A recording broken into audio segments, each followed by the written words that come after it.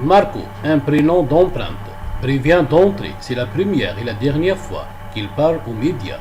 Dans une interview au Parisien publiée ce mardi 31 mai, l'ex-co-détenu de Sédic Djobilar accepte de revenir sur ce que lui aurait confié son voisin de cellule. Auditionné le 12 mai avec Sédic Djobilar face au juge, Marco a répété ce qu'il avait dit aux enquêteurs, mais la confrontation a été stérile. Le mari de Delphine Djobilar a nié avoir fait des aveux à Marco sur le meurtre de sa femme. Marco, lui, est resté sur ses positions et affirme le contraire.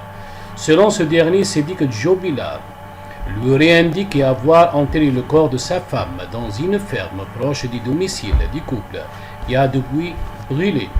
Malgré les informations qu'il a livrées à la justice, le mystère de l'endroit où se trouve Delphine Djobilar reste entier et les nombreuses fouilles menées sont restées infructueuses.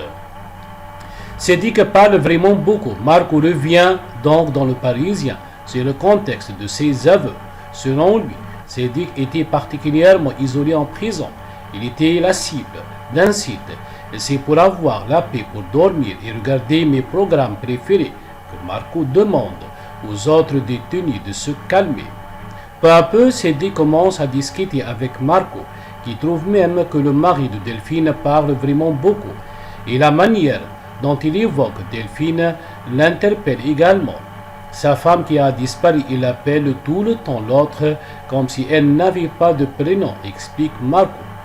Concernant les aveux de Sédic, l'ancien détenu confie que selon ses dires, il est sorti de sa chambre et a surpris sa femme en train d'envoyer des messages à son connard, soit le terme que Sédic emploierait pour parler de l'amant de sa femme. Ces épisodes auraient fait vriller Sédic selon qu'il aurait dit à Marco.